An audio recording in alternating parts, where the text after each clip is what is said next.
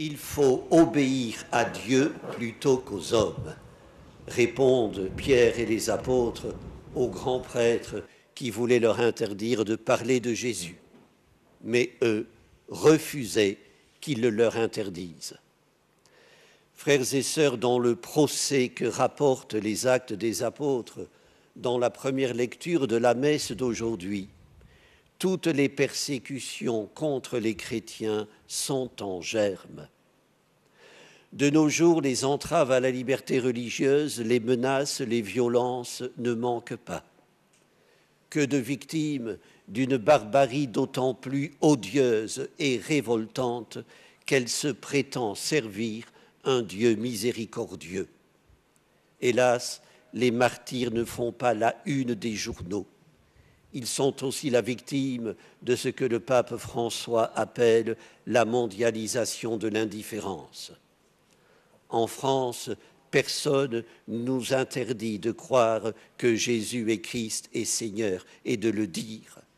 La foi ne conduit pas devant les tribunaux. Cela dit, combien autour de nous s'étonnent que nous puissions encore croire.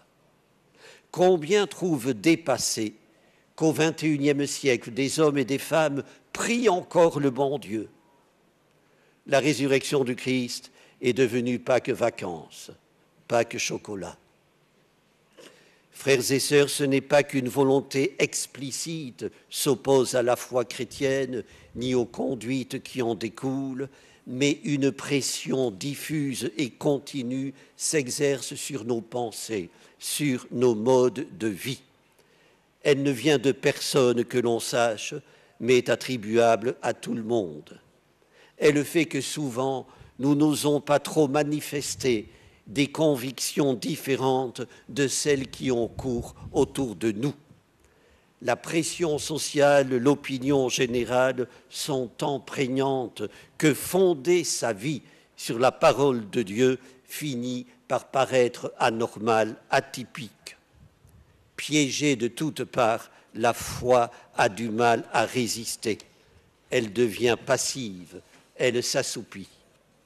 C'est dire que l'injonction de Pierre, il faut obéir à Dieu plutôt qu'aux hommes, est plus que jamais salutaire. Elle est un appel à garder l'oreille tendue vers la parole que nous a léguée le Christ. Elle est surtout un engagement à oser dire tout haut ce que le monde n'est pas du tout disposé à entendre, même tout bas. Frères et sœurs, une Église qui renverse les idoles faites de main d'homme est et sera toujours une Église en procès. Du coup, l'injonction « obéir à Dieu » prend tout son sens. Elle ne renvoie pas à de la soumission, mais oblige à se démarquer pour n'être pas une copie conforme des autres, asservie au qu'en dira-t-on. Frères et sœurs, le témoin de l'Évangile peut avoir peur, mais il n'a pas honte de sa peur.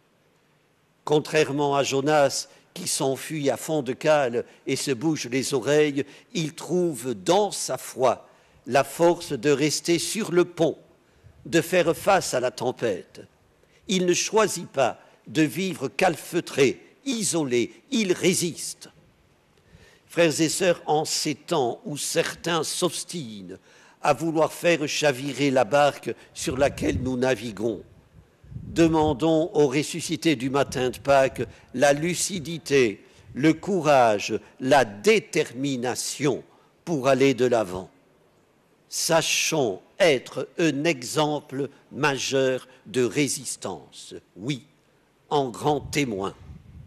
Plus encore, il nous revient de faire mûrir l'esprit de résistance.